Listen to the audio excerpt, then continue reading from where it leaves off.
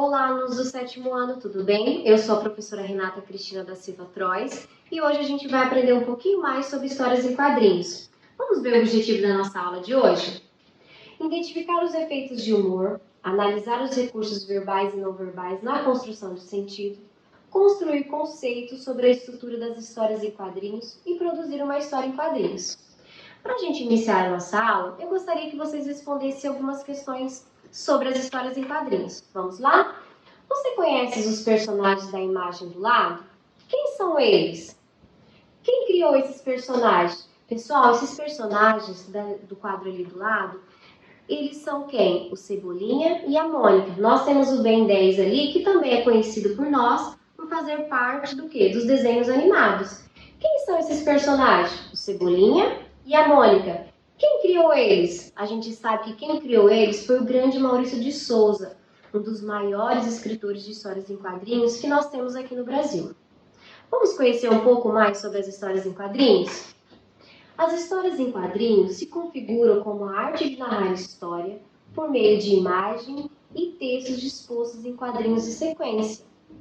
Essas histórias possuem narrativa, enredo, personagem, tempo, lugar e desfecho. Também utiliza-se da linguagem verbal e não verbal, e bem como pode ser de cunho humorístico ou informativo. Pessoal, as histórias em quadrinhos são um texto narrativo. O que difere ela das demais narrações? Do conto, da fábula? A história em quadrinhos, ela vai ter alguns recursos que nos ajudam e nos auxiliam na hora da interpretação, que são chamados elementos composicionais. Antes da gente estudar um pouco mais sobre esses elementos composicionais, vamos fazer a leitura de uma historinha? Vamos lá? Olha aqui. Lá vem aquela bobona. Oi, Cebolinha. Oi. Goducha, baleia, saco de areia. Dentuça. Puf. Ai, eu não sabia que você lia pensamentos, Mônica. Eu não leio, só leio os balões. Pessoal, o que aconteceu entre esses dois personagens aqui? Esses são os dois personagens principais das histórias de Maurício de Souza. E a gente sabe que eles são amigos, mas eles sempre estão de conflito um com o outro. Eles sempre estão brigando e o Cebolinha sempre acaba levando a pior nessas histórias. No caso aqui, o humor dessa história está no fato dele não falar, porque ele pensa que ele não falando, ele não vai apanhar. Mas o que aconteceu? Infelizmente, ele acabou fazendo o quê? Só pensando, e a Mônica leu esses balões, não é? E o que aconteceu com ele? Infelizmente, ele acabou levando a pior mais uma vez. Vamos responder umas questões de interpretação desse texto? Vamos lá? Atividade de interpretação. Quantos personagens compõem essa história? Quem são eles? Pessoal, quantos personagens tem ali? Qual é o nome deles?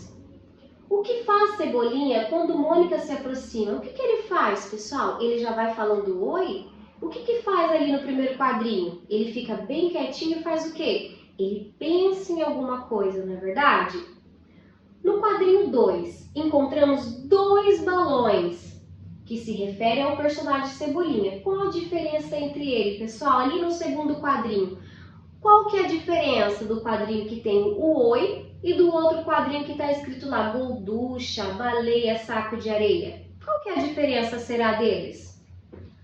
Mônica fica irritada e termina por bater no Cebolinha. Qual quadro comprova essa afirmação, pessoal? Qual quadrinho? O 3? O 4? Qual quadrinho que tem essa afirmação, que eu sei que o Cebolinha acabou apanhando da Mônica? Continuação.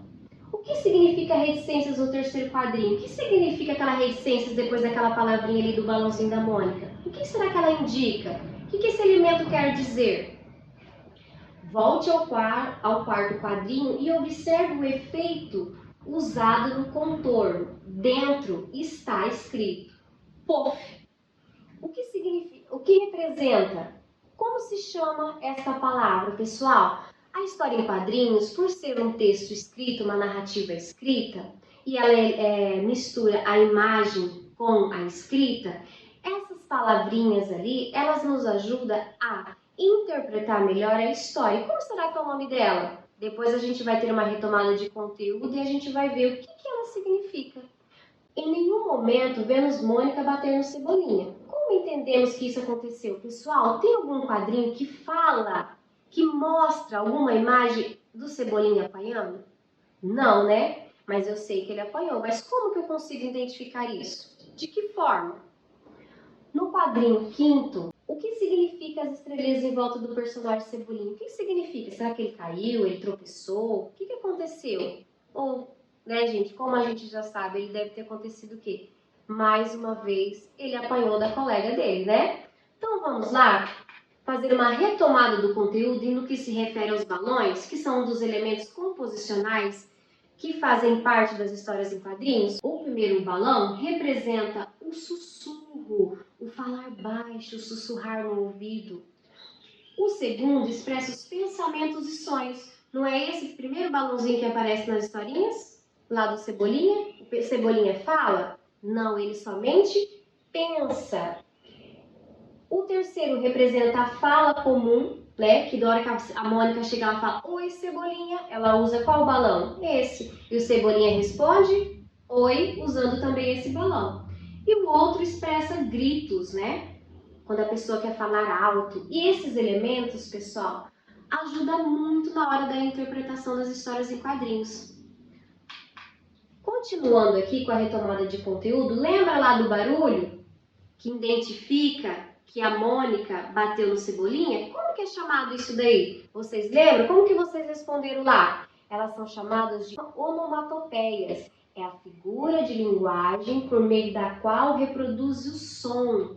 Então, se eu estou escrevendo uma história em quadrinhos, eu quero fazer com que o personagem pule dentro da água, eu vou usar esse recurso. Se eu quero fazer um telefone tocar, eu vou usar esse recurso. Se eu quero alguma pancada, eu vou usar o recurso que é chamado do quê? De onomatopeia. Vamos continuar com a nossa aula? Linguagem verbal e não verbal. A linguagem é o uso da língua como forma de expressão e comunicação. Ela pode ser linguagem visual ou não verbal, é uma forma de comunicação produzida por meio de símbolos. O que a gente viu na historinha, tinha isso? Tinha.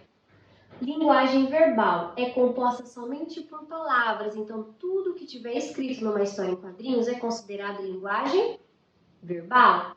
E temos a linguagem multissemiótica, híbrida e multimodal, que compõe-se de elementos não verbais e verbais. Na história que a gente leu agora do Cebolinha e da Mônica, nós tínhamos o quê? A linguagem multissemiótica, porque eu tinha os símbolos e também eu tinha a escrita. Vamos continuar? Agora, pessoal, que eu conheci um pouco mais dos elementos composicionais da história em quadrinhos, é a nossa vez de produzir a nossa. Nós vamos usar um site e nós vamos pegar. Sua tarefa é juntar-se com um colega para elaborar uma história em quadrinhos sobre um fato que poderia acontecer entre amigos, como aconteceu com o Cebolinha e a Mônica. Eles não são amigos? E o que aconteceu com eles? Vocês vão usar a imaginação de vocês e vão criar uma história de um fato que pode ter acontecido com o seu amigo. Vocês vão acessar o link, vão se cadastrar com a ajuda da professora, vão escolher um personagem na plataforma. Essa plataforma vai ter diversos personagens, você vai escolher e acrescentar os balões de fala para os personagens. Nesse próximo slide aqui, nós temos o passo a passo que vocês vão seguir com o auxílio da professora para nós criarmos a nossa história em quadrinhos. O que estudamos nessa aula? Lemos e interpretamos uma história em quadrinhos da Turma da Mônica, criada por Maurício de Souza, identificamos os efeitos de humor, analisamos recursos verbais e não verbais que contribuíram para a construção de sentido do texto, identificamos as marcas linguísticas que evidenciam os interlocutores do texto e produzimos uma história em quadrinhos. Pessoal, muito obrigada e até a próxima aula!